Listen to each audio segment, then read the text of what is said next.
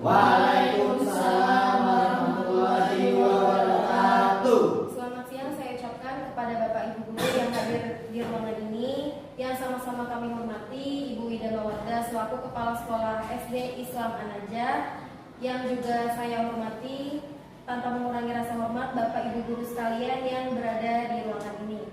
Hari ini kita akan bersama-sama menyaksikan acara Deseminasi Calon Guru Penggerak Angkatan 8 oleh Ibu Sylvia Nurdin, yang mana agenda kegiatan acara hari ini yaitu pembukaan, doa pembuka, menyanyikan lagu Indonesia Raya, sambutan dari Ibu Kepala Sekolah, pemaparan materi budaya positif, penguatan oleh Kepala Sekolah, sesi tanya jawab, doa penutup, lalu penutup. Untuk itu, pertama-tama kita sama-sama membaca doa pembuka dulu pada hari ini yang akan dipimpin oleh Bapak Furqon. Kepada Pak Furqon dipersilakan.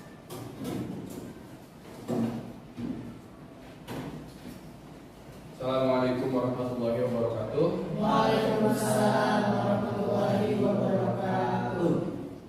Alhamdulillahirabbil alamin. Allahumma shalli ala Muhammad wa ala ali Muhammad. Bapak Ibu guru yang terhormat, Ibu Kepala Sekolah kita lupa yang sangat kita cintai, mari sama-sama kita buka kegiatan pada siang hari ini dengan membaca doa bersama-sama. Mudah-mudahan Allah memberikan kemudahan dan kelancaran dalam kegiatan ini, dan kegiatan ini bisa memberikan dampak yang positif, efek yang positif untuk kita semua, khususnya untuk sekolah. Mari sama-sama kita angkat kedua tangan. Astagfirullahaladzim, astagfirullahaladzim, astagfirullahaladzim, astagfirullahaladzim. Bismillahirrahmanirrahim. Alhamdulillahirrahmanirrahim.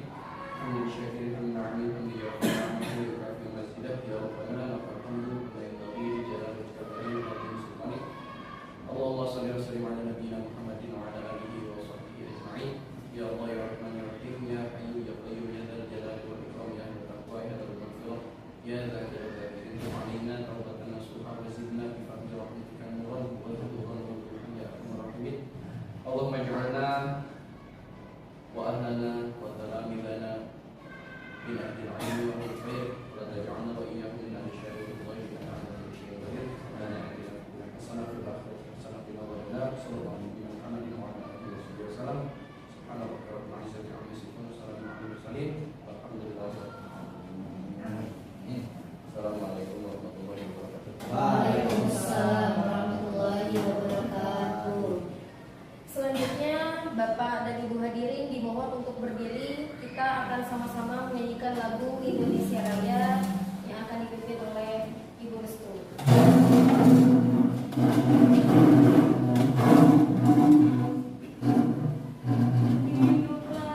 Indonesia Raya,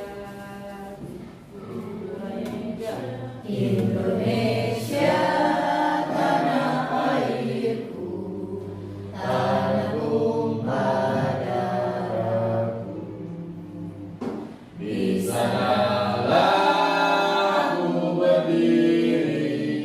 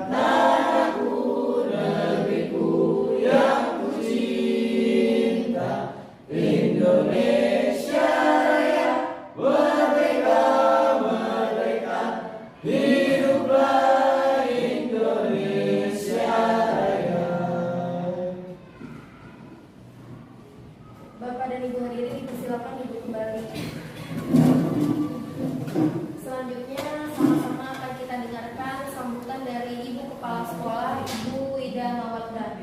Kepada Ibu Wida dipersilahkan.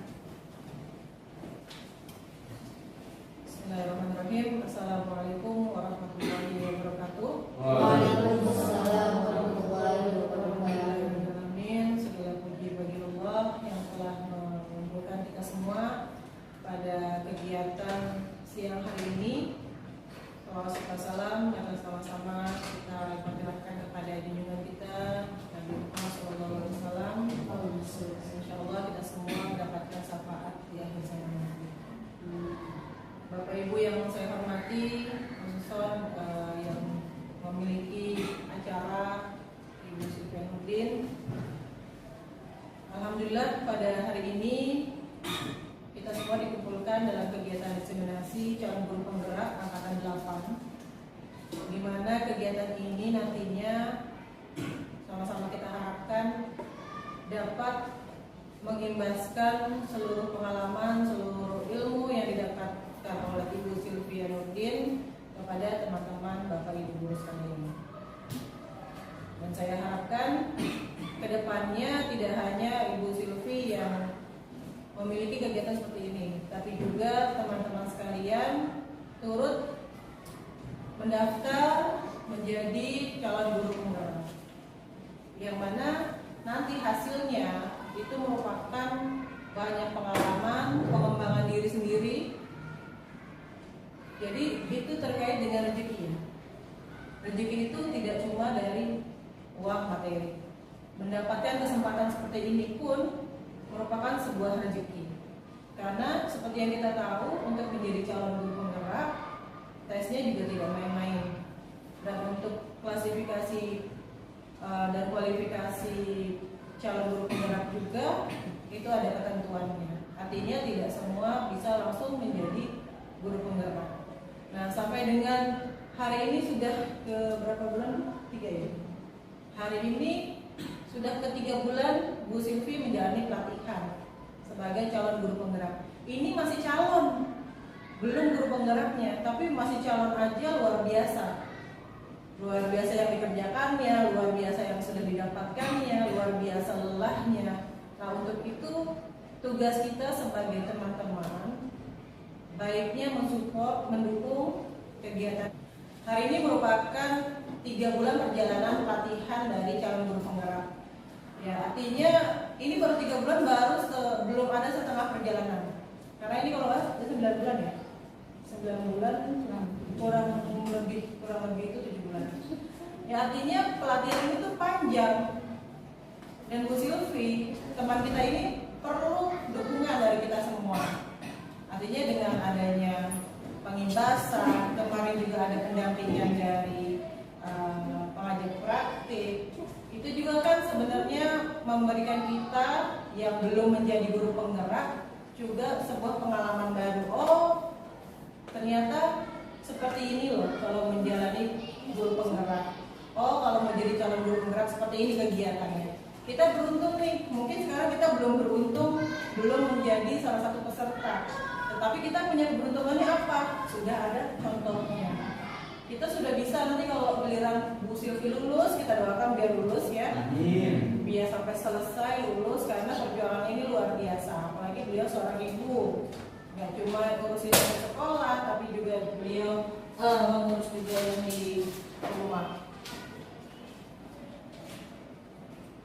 Jadi untuk teman-teman semua, saya harapkan dukungannya, karena saya juga sebagai kepala sekolah, sebagai pihak sekolah juga wajib mendukung. Artinya dukungan saya ini juga nggak akan berarti apa-apa kalau teman-teman itu juga tidak mendukung gitu ya. Jadi bolehlah kalau memang sekiranya kita lagi senggang, teman kita butuh bantuan, segera, nggak usah disuruh, nggak usah diminta, langsung kita bantu. Karena suatu saat pasti kita ada di posisi seperti ini. Dengan kita membantu orang lain, insya Allah suatu saat ketika kita butuh bantuan pun orang lain nggak akan disuruh langsung membantu kita. Untuk itu mari sama-sama kita dukung program calon guru penggerak ini, dan mari sama-sama kita dengarkan nanti materi dari Bu Sylvie, lama ini sudah 3 bulan ya, sudah 3 bulan ilmu yang sudah didapat tuh pasti saya yakin banyak sekali ilmu-ilmu baru yang didapatkan. Nah, pada hari ini akan ditularkan ke kita semua. Nah, ketika kita sudah dapat nih ilmu dari beliau, sebisa mungkin kita pakai di kelas. Apa yang cocok kita ambil, yang bagus-bagus kita ambil, laksanakan di kelas. Kita coba langsung ke anak didik kita.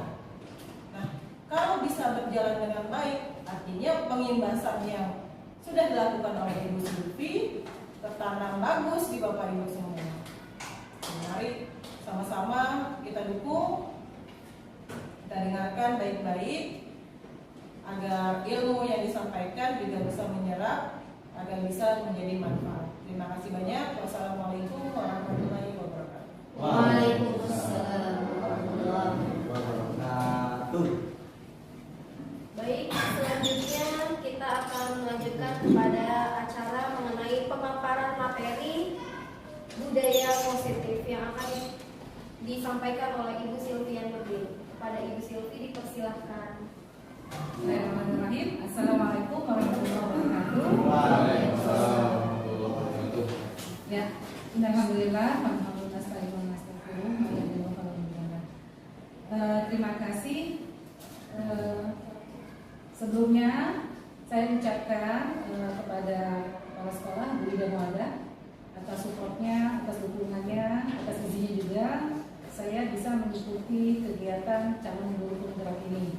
Dan terima kasih juga atas teman-teman kehadirannya dalam kegiatan diseminasi yang merupakan bagian dari tugas diklat saya sebagai calon guru penggerak angkatan 8. Ini saya sebelumnya sama-sama kita panjatkan puji syukur kehadirat Allah Subhanahu wa taala atas nikmatnya, atas karunia-Nya kita bisa berkumpul di ruangan ini. Semoga kegiatan ini bisa membawa manfaat untuk saya pribadi, untuk teman-teman sekalian, dan untuk juga pengembangan sekolah ini ke depannya. Saya harap nanti dengan adanya kegiatan ini kita sama-sama bisa berkolaborasi ya, bisa berkolaborasi memajukan sekolah kita ini ke depannya lebih baik lagi. Baik, tak lupa juga salawat dan salam kita sampaikan kepada junjungan kita Nabi Muhammad SAW. Kegiatan ini merupakan bagian juga dari aksi nyata atau diseminasi budaya positif modul 1.4 dari beberapa modul yang nantinya akan kami sebagai guru penggerak menjalaninya.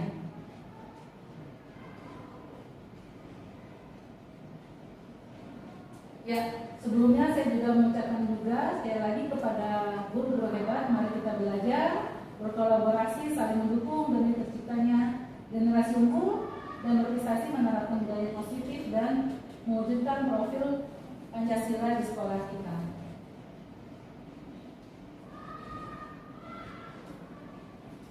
Nah, di sini pendidikan adalah tempat persemaian benih-benih kebudayaan dalam masyarakat.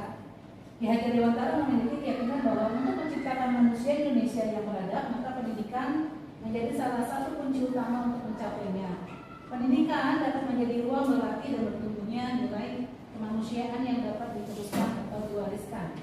Ya, jadi menurut Ki Hajar Dewantara, salah satu cara untuk bisa menumbuhkan benih-benih kebudayaan itu adalah yang tempat yang bisa menyemaikan itu adalah lingkungan sekolah. Dan lingkungan sekolah itu kita di dalamnya apa? Ujung tombak itu adalah kita sebagai guru-guru yang membimbing anak, ya, yang membimbing anak-anak itu untuk memiliki kepribadian, tumbuhnya nilai-nilai budaya positif, ya. Dan itu adalah tugas utama guru sebelum kita menyampaikan ilmu, ya. Sebelum kita menyampaikan ilmu, kita harus mengutamakan dulu nilai-nilai, ya, nilai-nilai budaya positif sebelum ilmu yang kita jelaskan kepada anak-anak. Nah, di sini menurut Ki Hajar Dewantara, guru itu diibaratkan seorang petani yang memiliki peran penting untuk menjadikan tanamannya tumbuh subur. Anda akan memastikan bahwa tanah tempat tumbuhnya tanaman adalah tanah yang cocok untuk ditanami. Ya, jadi seorang petani itu bisa sebetulnya kalau dia mendapatkan tanah yang subur, dia menanamnya juga dia menanam tanamannya mungkin akan lebih mudah. Tapi merupakan sebuah tantangan bagi seorang petani, ya. Bila dia mendapatkan tanah yang tidak subur atau kurang baik, itu gimana caranya seorang petani itu bisa menciptakan mengeksplor tanah itu menjadi tanah yang subur. Ya, jadi hasilnya nanti itu tergantung bagaimana petani itu mengelola tanah itu. Walaupun nanti tanah yang kira-kira bagus subur, tapi petani itu tidak mengeksplor dengan baik, tentu hasilnya juga tidak akan baik gitu. Nah, artinya itu juga sebuah peluang bagi seorang guru. Kita ibaratkan kerja di kata Pak Hadi Hadi Mantara, semua itu tanahnya sudah ada, tinggal bagaimana kita mengelolanya. Baik buruknya itu yang mengelolanya itu adalah ya petani itu. Hasilnya nanti yang diharapkan juga nantinya sesuai dengan usaha kerja keras petani itu, dan tentunya juga kalau diibaratkan guru itu juga kalau kita dalam sebuah komunitas tidak bisa ada satu orang. Jadi umpama sekolah ini umpama sawah, ya kita ini guru-gurunya ini merupakan adalah ibaratnya sebagai petani-petaninya yang mengolah sawah itu bersama-sama. Jadi kalau kita mau hasil sekolah sawah itu baik keseluruhannya, tidak bisa ada satu petani yang mengeksplor dengan baik dirinya, bekerja baik, tapi di satu sisi ada beberapa teman yang tidak, teman sejawat atau siapanya gitu ya, tidak mau mendukung, berkolaborasi bersama, sehingga nanti hasilnya tidak merata. Jadi mau yang yang bekerja, yang tidak hasilnya ini tidak maksimal, dan akan terjadi ketimpangan di lingkungan tersebut ya, komunitas tersebut, dan hasilnya pun juga tidak merata.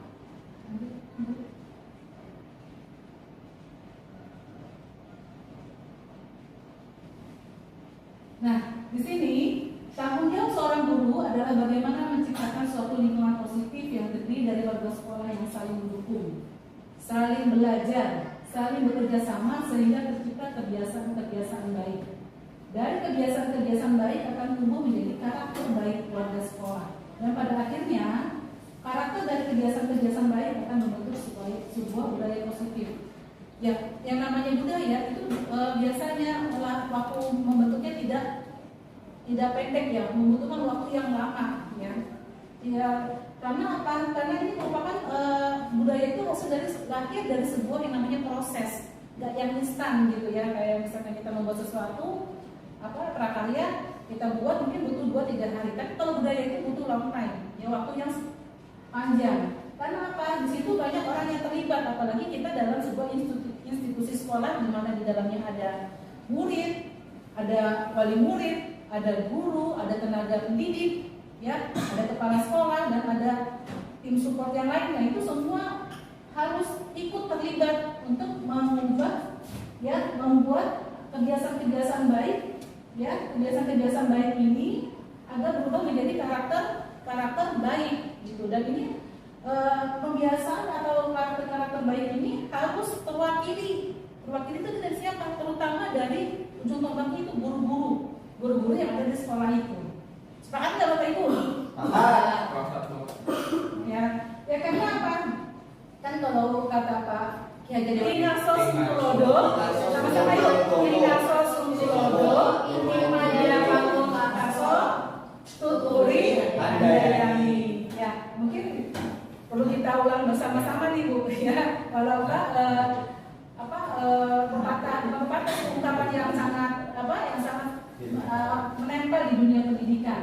Ya, jadi guru itu merupakan contoh. Ya, contoh bagi siapa? Ya, contoh pertama dia bisa harus mencontoh untuk diri dia sendiri, menanamkan karakter baik di diri dia sendiri sebelum dia memberikan contoh kepada orang sekitarnya, entah teman sejawatnya, entah ke murid-muridnya, ataupun ke mungkin lingkungannya seperti ada orang tua atau apa. Jadi karena kalau guru ini sudah karakternya gak baik, itu bagaimana dia bisa membimbing ya anak muridnya mencontoh kebaikan, sedangkan anak itu tidak mendapatkan profil contoh yang bisa dia ikuti ya. Karena kadang ada kalanya anak itu akan lebih mudah untuk kita berikan contoh daripada kita nasihati. Betul nggak Bapak Ibu? Betul. Ya, sekali kita memberi contoh yang nggak baik, anak itu akan mudah tuh, bapak itu, tuh, ibu itu, gitu kan? Dia akan langsung, padahal mungkin saat itu kita sedang hilang melakukan kesalahan itu bukan keseharian kita. Tapi kalau tentu kebiasaan baik, ucapan baik kita itu akan didengar sekali 2 kali, anak mengulang lagi. Kita tegur sekali 2 kali, anak akan mengulang lagi. Tapi kalau sekali kita memberikan contoh yang baik, anak akan langsung ingat. Nah itu makanya peran penting seorang guru itu untuk terus menjaga dirinya, menjaga karakter dirinya untuk tetap baik, dan berharap juga dengan dia tetap menjaga karakter baik di dirinya, dia terus bisa memiliki kemampuan untuk mengimbaskan kepada rekan sekitarnya, dan akhirnya terbentuklah sebuah komunitas yang memiliki budaya positif. Nah, di sini kita yakin, kita menyadari bahwa menumbuhkan motivasi intrinsik dalam diri murid sehingga mereka akan tumbuh menjadi manusia yang bertanggung jawab, peduli terhadap lingkungan, memiliki inisiatif atau kesadaran yang tinggi, mampu menerapkan kesepakatan kelas yang sudah dibuat dan berbudi pekerti luhur serta berakhlak mulia. Kita yakin Bapak Ibu setiap orang kan memiliki hati nurani. Dan hati nurani itu bukan dari luar, ya, dari dalam diri, intrinsik, ya. Begitu juga dengan murid-murid kita. Dari apapun yang kita lihat dari anak kita, dari mungkin kita labelkan dia anak yang sulit untuk diatur, ya, dia anak yang luar biasa. Kalau kita kasih arahan, kita sudah harus tarik nafas. Tapi yakinlah Bapak Ibu, di setiap diri anak itu pasti dia memiliki hati nurani yang di dalam itu ada motif intrinsik. Dia pasti memiliki sebuah potensi hal baik. Cuma mungkin memang kita sebagai guru belum tentu bisa menemukannya dalam sekali kita bimbing, 2 kali kita bimbing, mungkin akan berkali-kali. Bisa jadi mungkin juga belum di tangan kita anak itu berubah, tapi tugas kita memang tidak boleh menyerah. Membimbing anak itu tidak boleh menyerah. Bisa jadi kita tetap mendoakan anak itu supaya mungkin suatu saat dia akan memiliki budi pekerti luhur. Bisa jadi mungkin dia setelah tamat di sini dia baru akan teringat nih omongan kita, bimbingan kita, ucapan kita. Mungkin nanti dia pas SMP, SMA atau kuliah. Oh iya, saya pernah dengar nih Pak Imam nasihatin saya. Bisa jadi. Ya Bapak Ibu, mungkin gak kayak gitu? Sangat mungkin ya. Mungkin yang waktu dia SMP, SMA-nya dia lupa, pas kuliahnya dia ingat. Gitu. Atau mungkin pas SMP-nya dia lupa, pas SMA-nya dia ingat dengan nasihat guru-gurunya saat dia SD. Lanjut Bu. Nah sekarang dari budaya positif ini tolaknya ukurnya apa? Pertama, murid bisa menerapkan budaya 5S, yang senyum, sapa, salam, dan seterusnya itu ya. Terus murid datang tempat waktu di sekolah. Murid dan guru berkolaborasi dalam membuat kesepakatan kelas. Murid mematuhi tata tertib dan peraturan yang berlaku di sekolah. Murid memiliki motivasi belajar dan semangat saat mengikuti kegiatan pembelajaran di kelas. Murid memiliki kesadaran akan kebersihan dan kecintaan terhadap lingkungan sekolah. Murid memiliki akhlak yang mulia dengan mengikuti kegiatan keagamaan, menumbuhkan kebiasaan-kebiasaan dalam fungsi nyata menjadi kebiasaan.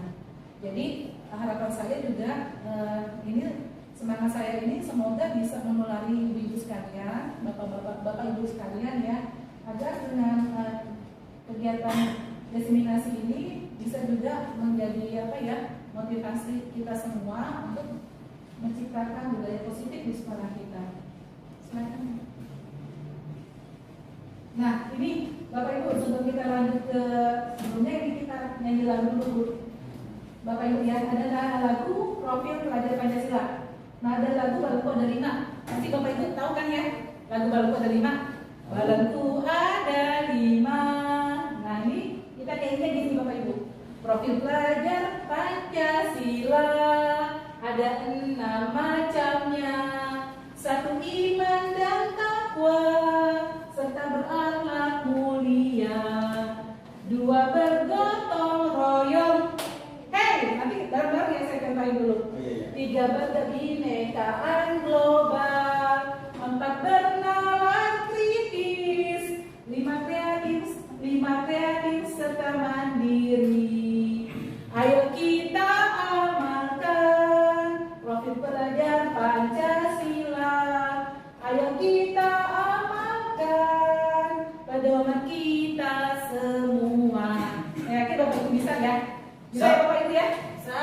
Ayo kita mulai ya. 1, 2, 3. Profil pelajar Pancasila. Ada 6 macamnya. 1 iman dan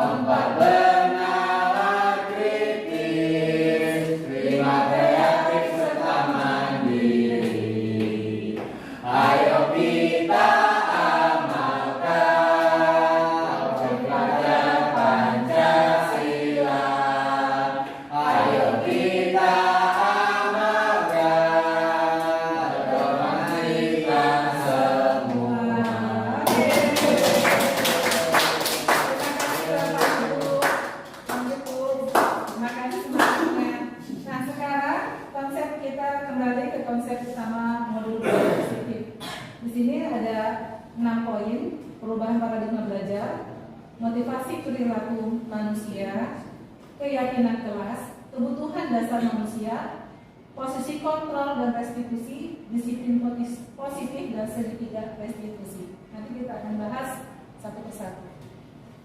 Nah, perubahan paradigma belajar. Pembelajaran dengan paradigma baru dirancang untuk lebih menekankan pada peserta didik sebagai manusia yang memiliki potensi belajar dan berkembang. Siswa harus aktif dalam pencarian dan pengembangan pengetahuan. Kebenaran ilmu tidak terbatas pada apa yang disampaikan oleh guru.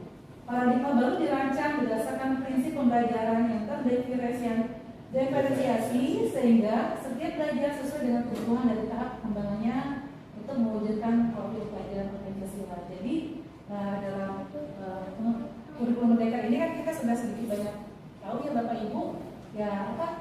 Sekarang kita mengenal istilah pembelajaran berdiferensiasi ya. Jadi artinya kita mencoba mengakomodir kemampuan anak itu yang memang beragam bisa kita akomodir dan kita hargai setiap kemampuan yang mereka miliki ya, karena memang setiap anak itu kan punya kemampuan yang berbeda-beda, ada yang lebih ke motor, ada yang lebih ke kognitifnya gitu, atau ada yang ke keterampilannya atau yang lain. Masing-masing intinya mereka punya kelebihan yang bisa jadi satu anak tidak sama dengan anak yang lain. Ya, silakan. Nah, disiplin positif pendekatan mendidik anak untuk melakukan kontrol diri dan pembentukan kepercayaan diri.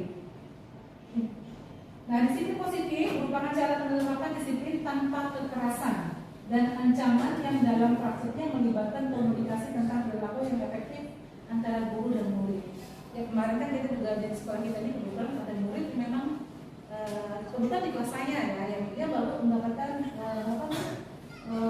indisiplin ya, indisiplin itu dari pihak gurunya yang dia hampir 1 tahun bersekolah dan kondisinya pun ya pendidikannya latar belakangnya juga yatim ya. Nah ini berarti sekolah itu atau guru itu dia belum menerapkan ya cara penerapan disiplin tanpa kekerasan. Walaupun mungkin kekerasan itu bukan berarti fisik, lisan pun bisa jadi kekerasan yang justru bisa melekat di hati anak itu berkepanjangan ya, yang akhirnya menimbulkan luka. Nah berikutnya yang kedua, dalam penerapan disiplin positif ini murid diajarkan untuk memahami konsekuensi dari perilaku mereka. Selain itu, disiplin positif juga mengajarkan murid bertanggung jawab serta memiliki rasa hormat dalam berinteraksi dengan lingkungannya. Yang ketiga, jadi disiplin positif merupakan salah satu cara penerapan disiplin yang bertujuan untuk menumbuhkan kesadaran serta memberdayakan murid untuk melakukan sesuatu tanpa imbalan, ancaman ataupun hukuman. Nah, disiplin positif itu apa sih Bapak Ibu? Nah, disiplin positif itu menumbuh kembangkan kesadaran warga sekolah tentang budaya. Contohnya budaya antri saat wudhu, ke kantin, menjaga kebersihan sekolah, lingkungan sekolah. Ya sebetulnya itu juga memang udah keseharian kita ya. Kemarin juga di awal tahun ajaran baru kemarin ya, terutama untuk kelas 1 masa MPLS ya, kita juga sudah membudayakan antri untuk ke bawah yang antri untuk wudhu, antri untuk ke musola gitu, berbaris gitu kan biar tertib ya, seperti itu. Nah, disiplin positif juga membudayakan literasi baik di dalam kelas, di perpustakaan maupun program literasi bersama. Nah, motivasi perilaku manusia. Untuk menghindari ketidaknyamanan atau hukuman, untuk mendapatkan imbalan untuk menghargai dari orang lain, untuk menjadi orang yang mereka inginkan dan menghargai diri sendiri dengan nilai-nilai yang mereka percaya. Jadi orang itu melakukan sesuatu itu, orang berbuat itu tentu memiliki latar belakang ya. Ada yang karena ingin mendapatkan penghargaan, ya. Ada yang itu ingin ingin penghargaan seperti dipuji, disanjung, gitu kan. Ada juga orang melakukan sesuatu untuk mendapatkan imbalan. Kayak orang bekerja, ya tentunya dia bekerja untuk mencari nafkah, tujuannya tentu adalah untuk mendapatkan imbalan. Itu merupakan motivasi kan. Nah berikutnya ada juga yang orang melakukan sesuatu dan juga menghargai diri sendiri, ya, melakukan sesuatu karena dia ingin menghargai diri dia sendiri dengan nilai-nilai yang mereka percaya.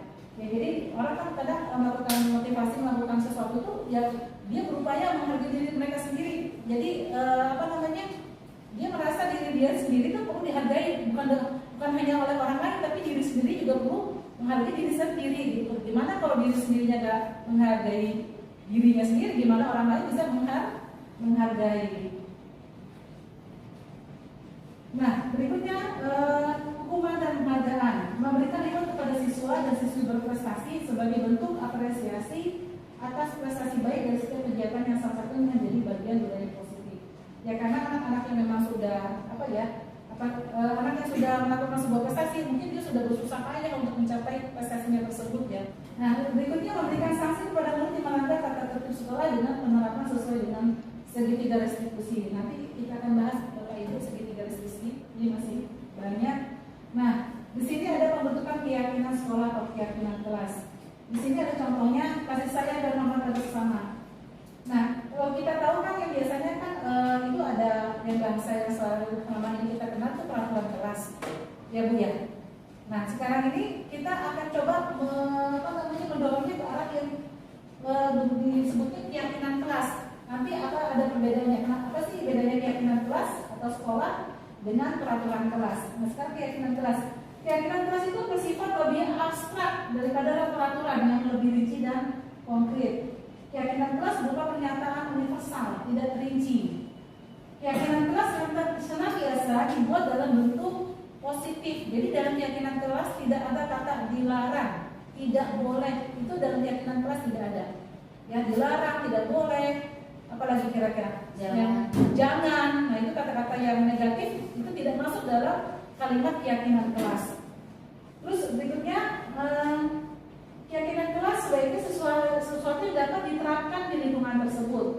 Terus semua warga kelas hendaknya ikut berkontribusi dalam pembuatan keyakinan kelas lewat kegiatan curah pendapat. Biasanya kan kalau kita peraturan kelas kita sudah buat, kita rancang, guru nanti pas awal tahun ajaran anak-anak ini loh peraturan kelas kita. Misalnya saya kelas 4, ini peraturan yang sudah ibu buat untuk kelas kita. Jadi anak-anak tinggal apa Bapak Ibu? Tinggal jalanin ya. Nah, itu berarti kan satu arah atau dua arah?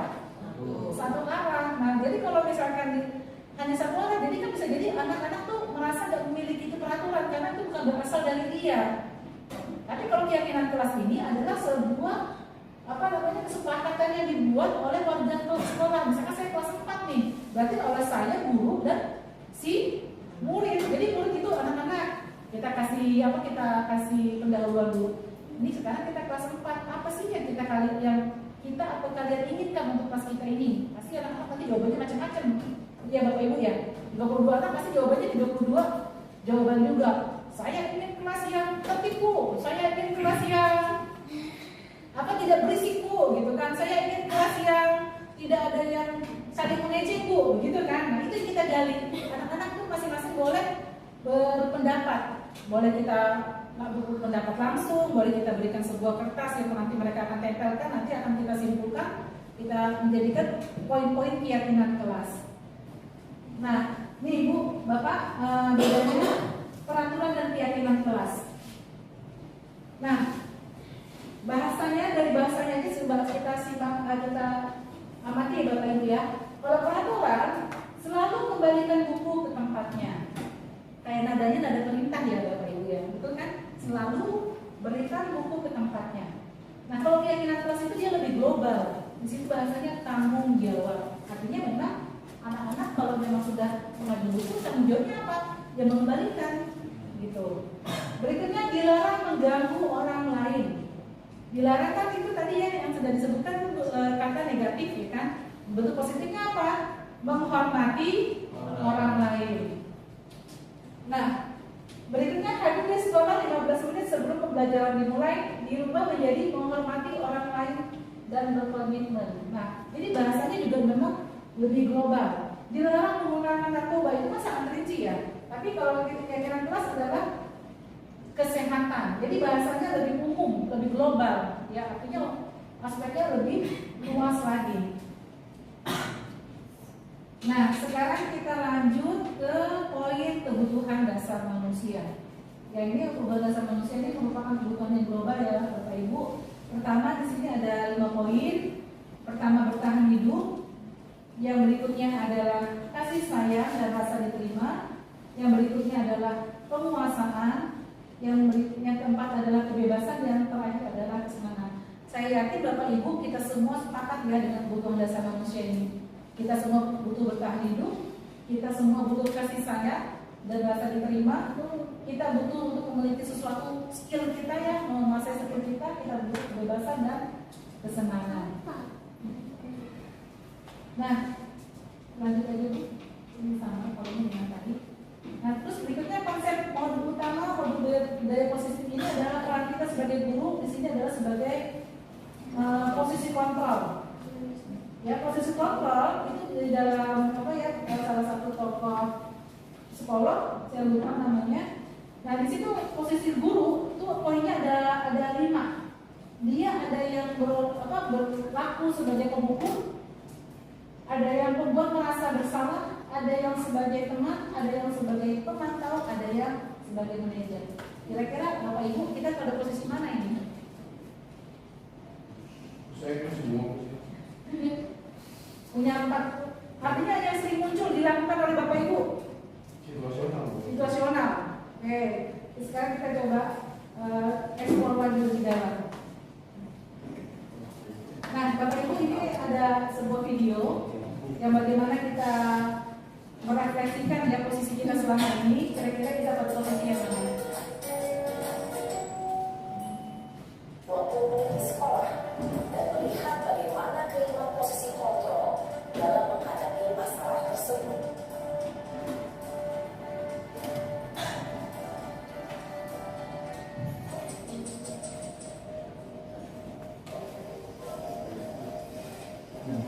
Ini ibu gurunya, guru piket kayaknya nih ya, lagi mantau di ruang piket. Sini kamu. Sinetron ini Bu. Bener saya. Selalu terlambat. Kamu deh pasti terlambat. Saya Apa coba? Alasan kamu apa lagi? Kapan sih kamu tidak terlambat? Malas sekali ya kamu jadi anak. saya Dasar pemalas. Gak kapok-kapok sih kamu. Sudah berapa kali terlambat?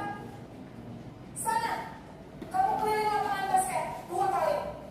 kenapa saya harus ke lapangan basket, Bu? Kenapa?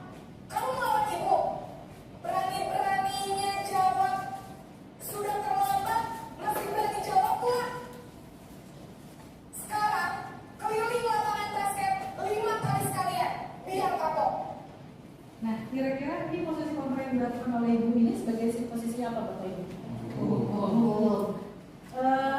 Si ibu ini menegurnya dengan ada apa? Ada keras, terus dan memberikan kesempatan nggak bagi si murid untuk bicara? Tidak ya. Jadi ya, anak mau menjawab, ibunya langsung terus menerus memaksakan apa yang ada dalam pikirannya, sedangkan anak tidak berikan kesempatan menjawab. Ya, jadi nggak digali alasan anak itu untuk alasan anak itu dia terlambat ke sekolah.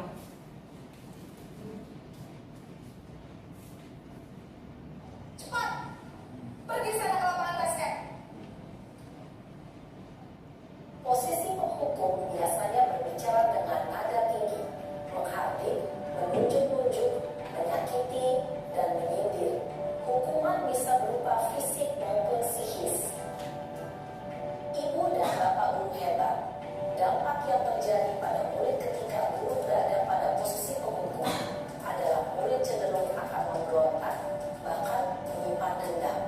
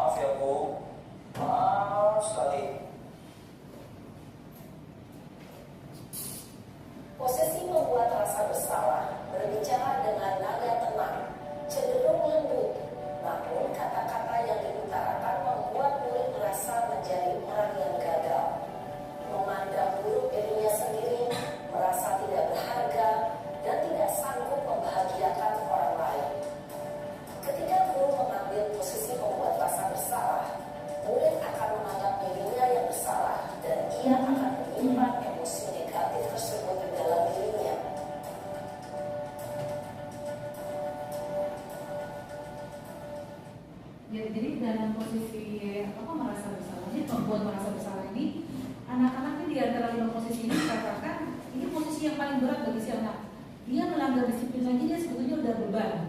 Ditambah lagi, tadi kan si guru piketnya bilang, aduh, apa yang akan ibu sampaikan lagi di kepala sekolah. Jadi dia juga dia sendiri udah beban karena bersalah, dia telat, sampai di sekolah dia juga mau nanggung beban. Oh ya, gara-gara dia si ibunya juga jadi nanti kena imbasnya karena kesalahan dia nanti yang si ibunya akan ditegur oleh kepala sekolah kayak gitu. Jadi ini justru kadang membuat si anak murid jadi depresi.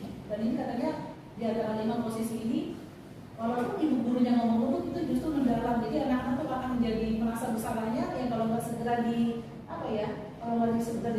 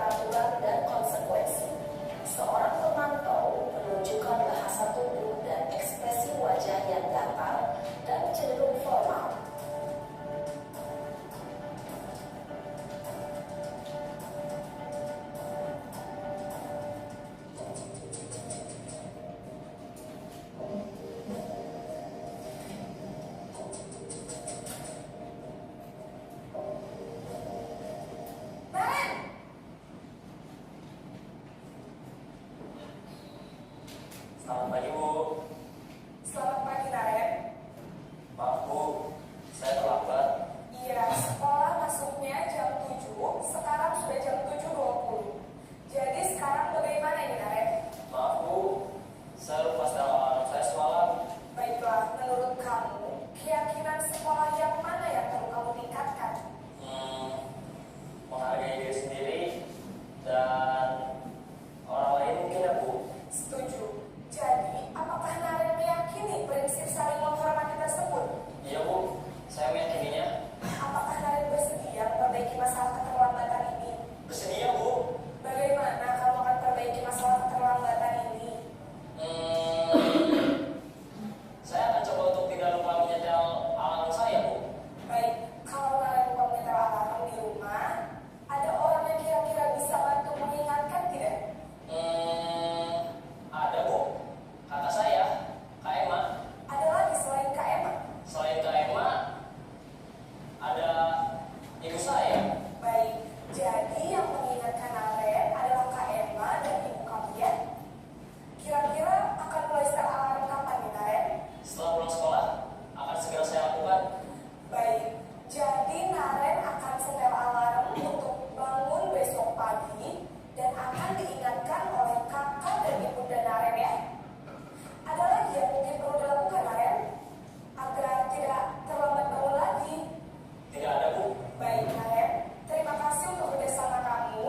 Sekarang kamu perlu kembali ke kelas untuk belajar. Baik Bu, terima kasih. Posisi manajer ada. Ya, Bapak Ibu, tadi kita sudah lihat ya tampilan dari video pendek. Kira-kira posisi guru mana yang paling baik di antara 5 posisi tadi? Manajer. Boleh tahu alasannya mungkin, Bu Sulis?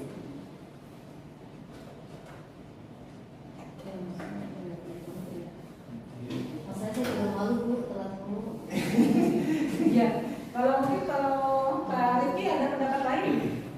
Ya, karena posisi manajer itu sang guru mencoba mengeksplorasi apa kendala dari muridnya, kemudian mengeksplor juga solusi yang nanti akan muridnya itu lakukan. Tapi mengeksplor itu si anak ya, bukan Anaknya. dia yang memberikan solusi ya. Karena yang tahu kendalanya kan si anak ya Pak ya. Ya, jadi akhirnya dia jadi bisa lebih mudah buat ngatasin permasalahan yang dia hadapi.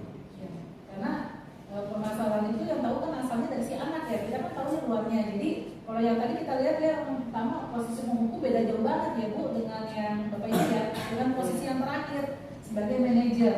Dan mungkin di antara kita sudah ada yang mempraktekkan itu sebetulnya ya, tapi memang kita belum tahu nih ternyata kita ada di posisi ini sebetulnya, posisi manajer, atau mungkin baru sampai posisi pemantau. Nah, harapannya nanti ke depan kita sebagai guru perlahan-lahan kita bisa merubah kebiasaan kita, mengubah budaya positif pada anak dari posisi ya mungkin bukan sebagai posisi penghukum sih ya, udah teman mungkin udah bukan sebagai paling sebagai pemantau, kita bisa berubah menjadi seorang guru yang memiliki posisi sebagai manajer. Agar apa? Agar anak memiliki terbangun sendiri motivasi untuk berubahnya ya, karena si anak menjadi sendiri penyebab permasalahannya.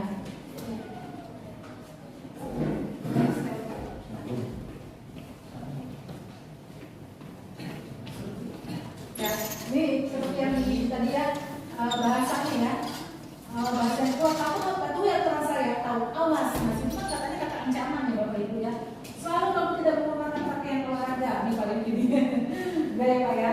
Cepat kamu pulang ambil bajunya. Nah itu jadi di sini tidak ada bahasan dari si anak, tapi saat membuat rasa bersalah yang tadi Ibu sangat kecewa sekali, mungkin tadi sudah dicontohkan dalam video ya, dijawabin saja sebagai teman ya, sebagai manajer.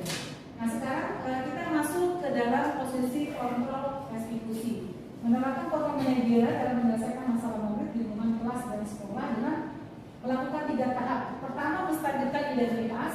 Yang kedua, memvalidasi tindakan murid yang salah. Yang ketiga, menanyakan keyakinan.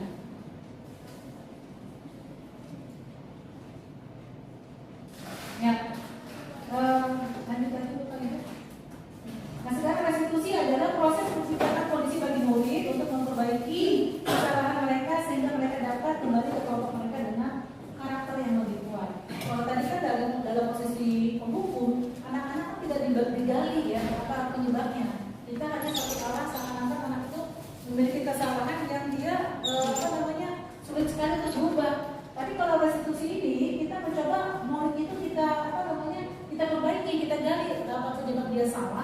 tapi sekaligus nanti dia akan menjadi pribadi baru ya, karena dia sudah memiliki kemampuan untuk mencari solusi yang bisa dia ambil ya.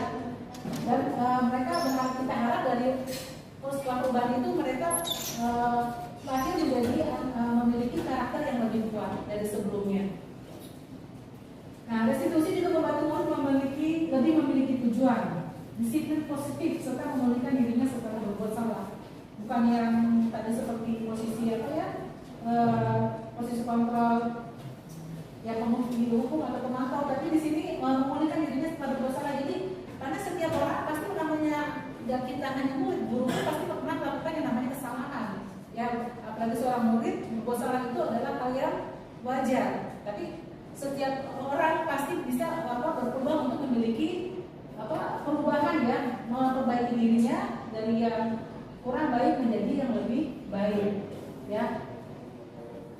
Nah, ini ciri-ciri restitusi banyak sekali Bapak Ibu, kalau dibacakan mungkin banyak sekali. Intinya dia mengembalikan murid berbuat salah kepada kelompoknya, membangkitkan karakter baik pada diri anak dan seterusnya.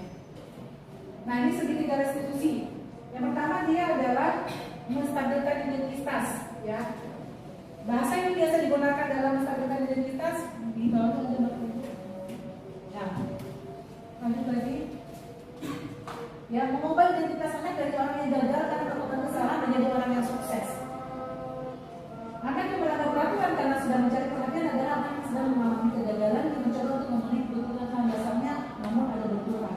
Ya kan ada nih kayak contohnya kayak guru kita nih, ya bolak balik ke kamar mandi. Sebetulnya dia bukan ingin ke kamar mandi, tapi sebetulnya dia ingin mencari perhatian gurunya. Ada kan ya Bapak Ibu ya? Masa dalam waktu 20 menit dia bisa ke kamar mandi 3 kali? Sebetulnya enggak, dia mungkin iseng atau dia mungkin merasa pengen cari perhatian guru, atau mungkin dia merasa ada kekurang nyamanan di sekolah yang bikin dia membutuhkan perhatian dari si gurunya. Lanjut Bu. Nah, kalimat itu tidak ada kalimat yang biasa kita ucapkan sebagai guru kepada anak ini dalam tahapan menstabilkan identitas adalah berbuat salah itu tidak apa-apa. Ya, karena semua orang pernah melakukan kesalahan. Tidak ada manusia yang sempurna. Ibu atau saya juga pernah melakukan kesalahan seperti itu. Artinya apa? Sejajarkan ya. Oh ternyata ibu pun sama, bapak pun sama dengan saya. Jadi anak tuh akan lebih lega hatinya ya, lebih terbuka. Nah, itu. Nah, yang tahap kedua adalah validasi tindakan yang salah. Semua tindakan murid baik atau buruk pasti memiliki kasus atau tujuan tertentu. Entah tadi yang bentuknya iseng, ya, atau mencari perhatian atau apapun. Nah, seorang guru memahami teori kontrol pasti akan mengubah pandangannya dari teori stimulus respons ke arah cara berpikir proaktif yang mengenai tujuan dari setiap tindakan. Nah, kata yang dapat digunakan dalam validasi tindakan yang salah, ya, kalimatnya terdengar asing buat guru, namun bila dikatakan dengan nada tanpa menyakiti akan memvalidasi kebutuhan murid. Padahal kamu bisa loh melakukan yang lebih buruk dari ini, tapi kan kamu tidak melakukannya. Kamu padahal bisa loh memukul teman kamu, tapi kamu tidak melakukannya. Nah, begitu. Kamu pasti punya alasan. Kamu kenapa melakukan hal itu? Dan ibu ingin dengar kenapa kamu melakukan itu. Nah, berikutnya menanyakan keyakinan. Yang Bapak nyatakan bahwa kita pada dasarnya cuma bisa termotivasi secara internal. Ketika identitas sukses telah tercapai dan tinggal lakukan sholat telah divalidasi, maka anak akan siap berhubungan dengan nilai-nilai yang dia percaya. Ya, tadi tahapan pertamanya kan menstabilkan identitas, ya, yang seperti yang kamu pantas loh melakukan seperti itu, yaitu kalau tindakan kemudian menstabilkan identitas. Nah, setelah mereka tahap 1 tahap 2-nya sudah mereka lalui, anak akan mudah kita berikan keyakinan. Menurut kamu apa yang harus kamu lakukan? Ya, apa yang kamu harus perbaiki? Apa langkah-langkahnya? Bagaimana kamu memulainya? Nah, itu pada tahap keyakinan. Ya, setelah misalnya kita memiliki keyakinan yang sudah kita sepakati, kita tidak kembalikan kesepakatan kita itu, keyakinan anak itu pada kesepakatan yang sudah kita buat. Nah, nih kata-kata yang akan digunakan dalam bukan malam yang menanyakan keyakinan. Apa yang kita percaya sebagai kelas atau keluarga? Apa nilai-nilai umum yang telah kita sepakati? Apa bayangan kita tentang kelas yang ideal? Misalkan tadi murid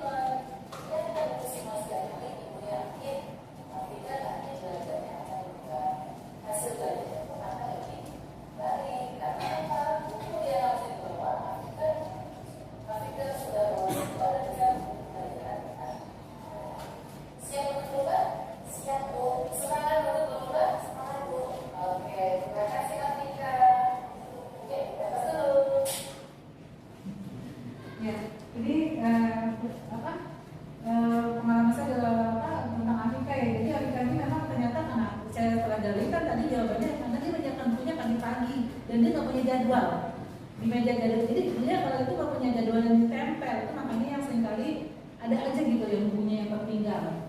Ya artinya setelah bikin kita praktekkan jaga restitusi kepada Afika, dia mencari sendiri solusinya, dia menyiapkan buku malam hari, dia membuat jadwal pelajaran yang menarik yang dia tempel di meja belajarnya.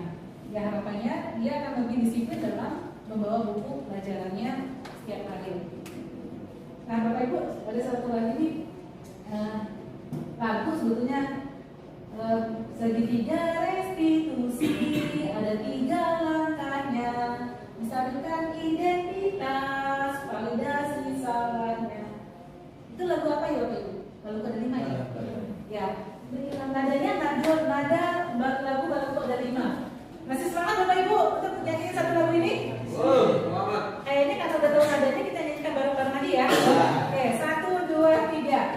Segitiga restitusi, ada 3 langkahnya, misalkan identitas, validasi salahnya, tanya keyakinannya, lalu kita praktekkan budaya positif pasti berjalan. Semua orang pernah salah, tanyakan alasannya, buat konsekuensinya, tanya keyakinannya, tumbuhkan di hatinya berbudaya karakter, budaya positif pasti berjalan. Ya, terima kasih.